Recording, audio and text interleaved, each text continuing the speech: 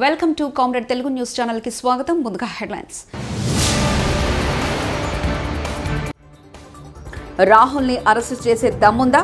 బీజేపీకి సవాల్ విసిరిన కాంగ్రెస్ నేత.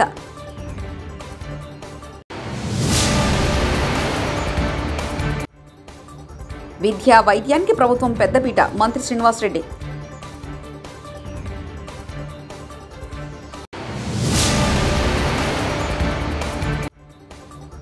ఐదేళ్లలో వైకాపాకు 5 లక్షల కోట్లు దోచేసింది ఎమ్మెల్యే ఆదినారాయణ రెడ్డి.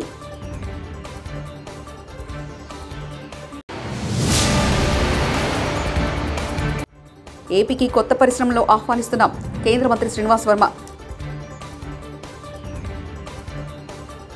కాంగ్రెస్ అగ్రనేత రాహుల్ గాంధీని ఈడీ టార్గెట్ చేసిందని ఆ పార్టీ నేతలు ఆరోపిస్తున్న వేళ కాంగ్రెస్ సీనియర్ నేత ఒకరు బీజేపీకి సవాల్ విసిరారు. ఆ పార్టీ సీనియర్ నేత అభిషేక్ మను సింఘీ ఆదివారం ఢిల్లీలో మాట్లాడుతూ రాహుల్ని ఈడీ అధికారులు అరెస్ట్ చేస్తే చూస్తూ ఊరుకోమని హెచ్చరించారు. ఆయన్ని అరెస్ట్ చేసి దమ్ముందా అంటూ సవాల్ విసిరారు. అరెస్ట్ చేస్తే బీజేపీ శవపేటికకు అరెస్టే చివరి మీకు అవుతుందని హెచ్చరించారు. పార్లమెంట్లో చక్రవ్యూహ ప్రసంగం తర్వాత దర్యాప్తు సంస్థలు రాహుల్పై నిఘా పెట్టాలని ఆయన ఆరోపించారు. మెగాస్టార్ చిరంజీవి వయనాడ్ బాధితుల సహాయార్థం ₹1 కోటి విరాళం ప్రకటించారు. కేరళలోని వయనాడ్లో చోటు చేసుకున్న ప్రకృతి విపత్తుపై ట్విట్టర్ వేదికగా ఆయన స్పందించారు. ఈ మేరకు కేరళ ముఖ్యమంత్రి సహాయ నిధికి చిరంజీవి, రామ్ చరణ్ సంయుక్తంగా ₹1 కోటి విరాళం ఇస్తున్నట్లు ప్రకటించారు. మృతులు, బాధిత కుటుంబాలకు సోషల్ మీడియా వేదికగా సానుభూతి తెలిపారు. వయనాడ్ విషాదంలో ప్రాణాలు కోల్పోయిన వారి కుటుంబంలో వారి విషయంలో నా గుండె తరుక్కుపోతుంది. బాధితులు తమ బాధ నుంచి త్వరగా కోలుకోవాలని ప్రార్థిస్తున్నారని ట్వీట్ చేశారు. నేలకొండపల్లి మండలం గువ్వలగూడెంలో రెవెన్యూ శాఖ మంత్రి పొంగులేటి శ్రీనివాసరెడ్డి ఆదివారం పర్యటిస్తున్నారు. ఈ సందర్భంగా పలు అభివృద్ధి పనులకు శంకుస్థాపన చేసి నూతనంగా నిర్మించిన హెల్త్ సబ్ సెంటర్ను ప్రారంభించారు. అనంతరం మంత్రి మాట్లాడుతూ విద్యా వైద్యకు కాంగ్రెస్ ప్రభుత్వం పెద్దపీట వేసిందని, రాజీవ్ ఆరోగ్యశ్రీ ద్వారా పేదలకు 10 లక్షల వరకు ఉచిత వైద్యం చేపట్టిందని చెప్పారు. ఇందిరమ్మ రాజ్యం వచ్చిన తర్వాత పేదలు, రైతుల పక్షపాతిగా ఉందని, ₹31,000 కోట్ల రుణమాఫీ చేస్తుందన్నారు. అమెరికాలో సీఎం రేవంత్ రెడ్డి బృందానికి ఘన స్వాగతం. నేడు న్యూయార్క్లో ఎన్ఐఆర్లతో రేవంత్ సమావేశం. 10 రోజుల పాటు అమెరికాలో పర్యటించిన రేవంత్, అమెరికా పర్యటన తర్వాత దక్షిణ కొరియాకు రేవంత్ బృందం పెట్టుబడులే లక్ష్యంగా సీఎం రేవంత్ విదేశీ పర్యటన.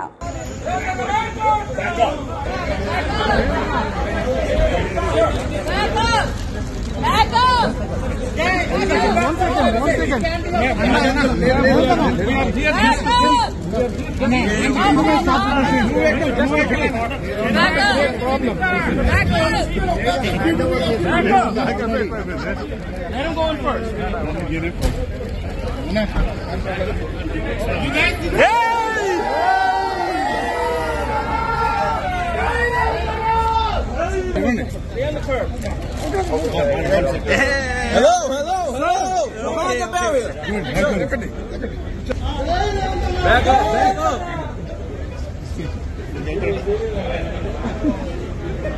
వైకాపా 5 ఏళ్ల పాలనలో 5 లక్షల కోట్లు దోచేశారని భాజపా ఎమ్మెల్యే ఆదినారాయణ రెడ్డి ఆరోపించారు. అంతులేని అక్రమాలకు పాల్పడిన వైకాపా నేతలంతా జైలుకు పోవడం ఖాయమని హెచ్చరించారు. జగన్ పాలనలో ఏనాడు ఉద్యోగులకు 1వ తేదీ జీతాలు ఇవ్వలేదని గుర్తు చేశారు. అధికార పగ్గాలు చేపట్టగానే 1వ తేదీన ఉద్యోగులకు జీతాలు ఇవ్వడం చంద్రబాబు పాలనా దక్షతకు నిదర్శనమన్నారు. మోదీ సహకారంతో రాష్ట్రం అభివృద్ధి పథంలో దూసుకుపోతుందని ఆదినారాయణ రెడ్డి చెప్పారు.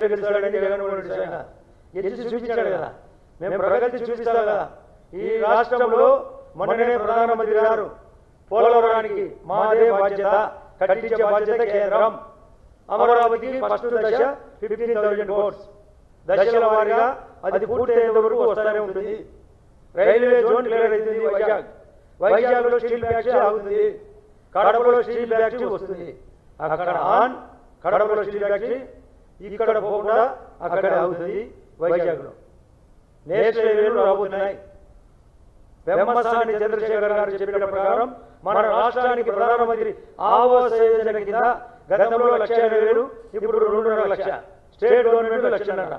ప్రతి ఒక్కరికి వెతికి ఎలిజిబిలిటీ ఉండే వాళ్ళందరికీ హౌసింగ్ జరుగుతుంది. గ్రామీణ ఉపాధి 20,000 కోట్లు మన రాష్ట్రానికి కావాల్సినంత గ్రామీణ ఉపాధి. తద్వారా ₹300 లేబర్కు, గతంలో ₹20 మన్మోహన్ సింగ్ గారు ప్రధానమంత్రిగా ఉన్నప్పుడు అది ₹300. ప్రతి 300లో ₹200 మెటీరియల్ కాంపోనెంట్ కింద 18 ఐటాలకు రాష్ట్ర ప్రగతికి వాడుకోవచ్చు.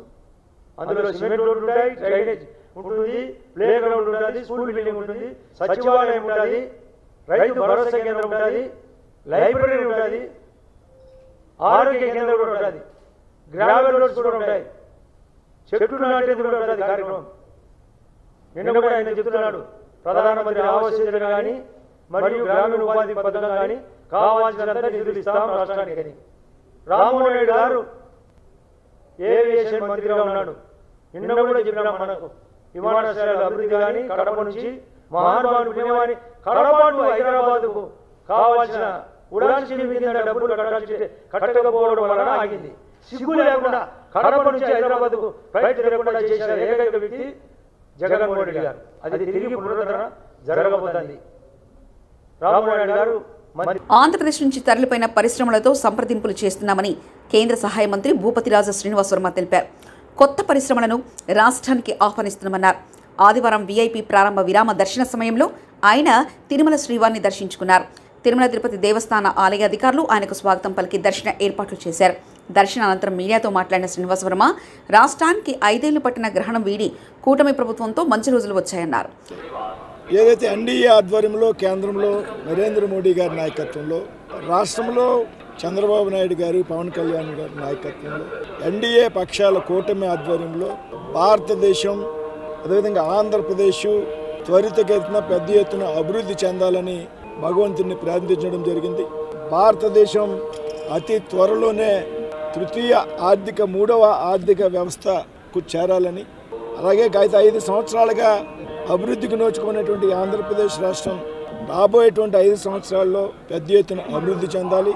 అన్ని రకాలుగా కూడా రాజధాని కానివ్వండి, పోలవరం ప్రాజెక్టు కానివ్వండి, పరిశ్రమలు ఆంధ్రప్రదేశ్ నుంచి తరలి వెళ్ళిపోయినటువంటి సందర్భంలో ఆ పరిశ్రమల్ని తిరిగి ఆంధ్రప్రదేశ్కి తీసుకొచ్చేటువంటి విషయంలో, కొత్త పరిశ్రమలు ఆంధ్రప్రదేశ్లో స్థాపించేటువంటి విషయంలో వెంకటేశ్వర స్వామి ఆశీస్సుల్ని కోరడం జరిగింది. తప్పనిసరిగా రాబోయేటువంటి రోజుల్లో ఆంధ్రప్రదేశ్లో దేవాలయాలకు కూడా పెద్ద ఎత్తున రక్షణ కల్పించడంతో పాటు గత 5 సంవత్సరాలుగా ఆంధ్రప్రదేశ్కి ఒక గ్రహణం పట్టింది. దేవాలయాల గురించి పట్టించుకునేటువంటి పరిస్థితి ఈ రాష్ట్రంలో లేదు. చిన్నచూపు చేసినటువంటి దేవాలయాలకు పెద్ద ఎత్తున అభివృద్ధి చేసే విధంగా ఇవాళ ఈ ప్రభుత్వాలు ప్రయత్నం చేస్తాయి. అలాగే ఆంధ్రప్రదేశ్కి ప్రజలు పెద్ద ఎత్తున ఇచ్చినటువంటి తీర్పు ఏదైతే ఉందో, ఆంధ్రప్రదేశ్ అభివృద్ధి చెందుతుంది, ఆంధ్రప్రదేశ్ కష్టాలు తీరిపోయినటువంటి ఒక వాతావరణం వేళ రాష్ట్రంలో నిర్మాణమైంది. దీనికి చక్కటి ఉదాహరణ ఇక్కడ ఉన్నటువంటి శ్రీశైలం జలాశయం పూర్తిగా నీటితో నిండిపోవడం, 1-2-3 రోజుల్లో నాగార్జున జలాశయం కూడా పెద్ద ఎత్తున నీటి సామర్థ్యంతో నిండడం, ఇవన్నీ కూడా ఒక వెంకటేశ్వర స్వామి ఆంధ్రప్రదేశ్కి ఇచ్చినటువంటి ఒక వరంగా మేమైతే భావిస్తున్నాం. ఆంధ్రప్రదేశ్కి అభివృద్ధి విషయంలో, పరిశ్రమల విషయంలో మీరు అడిగినటువంటి ఏదైతే పరిశ్రమలు తరలి వెళ్ళాయో వాటితో కూడా సంప్రదింపులు మొదలుపెట్టాం. అదేవిధంగా కొత్త పరిశ్రమలు కూడా మేము ఆహ్వానిస్తున్నాం.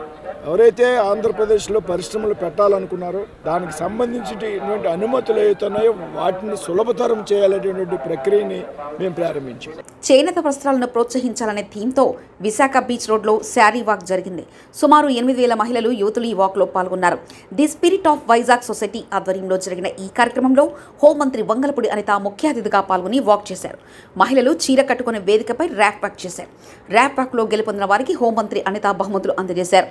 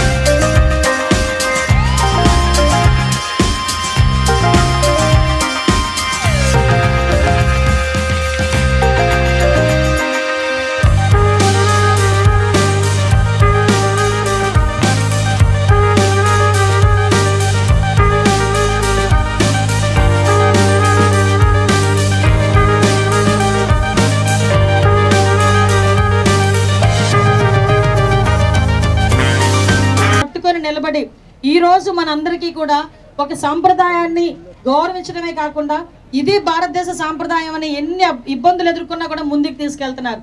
చీర ఎలాంటిదంటే ఏ కాలానికైనా దానికి తగ్గ చీరలు ఉంటాయి. మన ఇంట్లో వాళ్ళు అంటారు, ఎన్ని చీరలు ఉన్నా మీకు ఇంకా ఆశ తీరదే అంటారు. ఈ రోజు కొత్త చీరలు 10 ఎన్నో ఉన్నా ఇంకొక చీర ఉంటే బాగుంది అనిపిస్తుంది మనకి. అది చీరలో గొప్పతనం. అటువంటి ఈ మంచి చీర కాన్సెప్ట్ మీద తీసుకొచ్చి అందులో నన్ను ఈరోజు అందులో మీకులాగే నేను చీరలు పిచ్చేదాన్ని కాబట్టి నన్ను పిలిచి ఈరోజు కూర్చొని ఇక్కడ నాకు నిజంగా ఒక మంచి అవకాశం ఇచ్చారు, మంచి వేదిక ఇచ్చారు. నిజంగా thank you so much of spirit of Vizag వాళ్ళకి నేను చాలా చాలా థ్యాంక్స్ చెప్తున్నానండి. జనసేన కార్యాలయంలో ప్రజల నుంచి వినతులు స్వీకరిస్తున్న నెలమర్ల ఎమ్మెల్యే శ్రీమతి లోకం నాగమాధవి. అది డీపట్ట ఒరిజినల్ డీపట్ట అసలు రిజిస్ట్రేషన్ చేయించుకోవడానికి లేదు. అంటే గవర్నమెంట్ భూమి కాదు మామూలుగా డీపట్ట. ఇప్పుడు మనకు పాత్ర అప్పుడు మా తాతగారికి అమ్మిన వాళ్ళు ఉన్నారనమాట. వాళ్ళు అమ్మిన వెంటనే వేరే ఊరు వెళ్ళిపోయారు. వాళ్ళ ఫాదర్ చనిపోయారు, ఇతను ఒక కుమారులు ఉన్నారు. వాళ్ళు రిజిస్ట్రేషన్ ఇప్పుడు మేము అన్ని నెతికి వాళ్ళు అందరి తీసుకొస్తే వాళ్ళు రిజిస్ట్రేషన్ చేసేస్తాం అంతా ఉంటారు. కాకపోతే మేము రిజిస్ట్రేషన్ చేసుకొని వీళ్ళు మేము మాట్లాడుకొని అన్నీ అయిపోయిన తర్వాత ప్రెసిడెంట్ ఇలా కేసు వేస్తారు. మీ బాధలన్నీ అర్థం చేసుకునే వాళ్ళు, కరెక్ట్గా మీకు పేదవాళ్ళకి న్యాయం చేసేవాళ్ళని పెట్టాం. అర్థమైంది కదా. అందుకని కొత్త ఎంఆర్ఓని కలవండి, నేను కూడా ఫోన్ చేస్తాను. నెంబర్ లేదన్నారు కదా మీ దగ్గర, ఆర్డీఓ గారికి డైరెక్ట్గా పెడుతున్నాను నేను మెసేజ్. ఆర్డీఓ గారి ద్వారా అది ఫాలోఅప్ చేయించి అక్కడ కేసు రిజిస్టర్ అయితే మీకు ప్రాబ్లం ఉండదు. ఇంకా అందుకని మీరున్నారనే వచ్చాను. ఇది హేమంత్ కుమార్ అన్న అతను మన డిప్యూటీ సీఎం గారు అరేంజ్ చేసిన గ్రీవెన్స్ సెల్కి వచ్చి కంప్లైంట్ చేస్తున్నాడమ్మా, తన ల్యాండ్ మీదకి వెళ్లకుండా ఇబ్బంది పెడుతున్నారని. అది జామీ ఏదో అతను ఫైల్ అయితే ఒకసారి అదే మీకు తెలుసంట కదా కేసు అంతా మొత్తం. పిల్లల హేమంత్ ఏమవుతుంది, ఎలా రిజాల్వ్ చేద్దామని ప్లాన్ చేస్తున్నారు ఒకసారి చెప్పండి. పాపం చాలా ఇబ్బంది పడుతున్నాడు.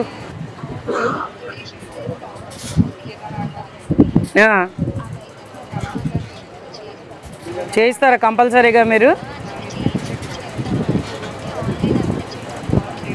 ఇదే నా నెంబర్ అమ్మా, మీరు అప్డేట్ చేయాలి నాకు.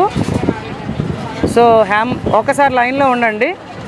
హేమంత్ మ్యూటేషన్స్ స్టార్ట్ అవ్వగానే నీకు చేయించి ఆవిడ చేస్తానని చెప్తున్నారు స్వాతి గారు. నీ పేరు మీదకి కంపల్సరీగా చేస్తానంటున్నారు.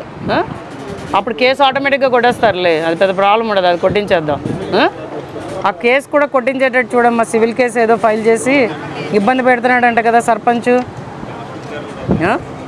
కొంచెం అతను హ్యాండిక్యాప్డ్ చదువుకున్న మనిషి, మీరు హెల్ప్ చేయాలి. కొంచెం కష్టపడి తిరుగుతున్నాడు, ఇబ్బందులు పడుతున్నాడు. ఓకే అమ్మా, కొంచెం అది మ్యూటేషన్ అది చేంజ్ చేసి రికార్డులు అవి మార్చి నాకు అప్డేట్ చేయండి. చేయండి అమ్మా. ఓకే, థ్యాంక్స్ అమ్మా. బాయ్. అందరికీ కూడా స్ట్రిక్ట్ ఇన్స్ట్రక్షన్స్ ఉన్నాయి. ముఖ్యంగా పేదవాళ్ళకి ఎవరికి అన్యాయం చేయకూడదు అనే ఇన్స్ట్రక్షన్ ఉంది. నీకు చేసే పూచి ఆవిడ తీసుకుంది, నా నెంబర్ ఆవిడ దగ్గర ఉంది, నేను ఫాలోఅప్ చేస్తాను, నీకు ఆ ఎడిట్ చూస్తాను. రాహుల్ని అరెస్టు చేసే దమ్ముందా? బీజేపీకి సవాల్ విసిరిన కాంగ్రెస్ నేత.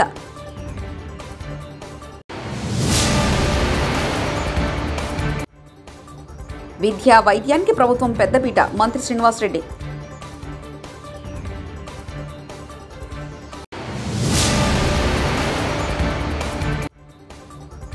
ఐదేళ్లలో వైకాపాకు 5 లక్షల కోట్లు దోచేసింది ఎమ్మెల్యే ఆదినారాయణ రెడ్డి.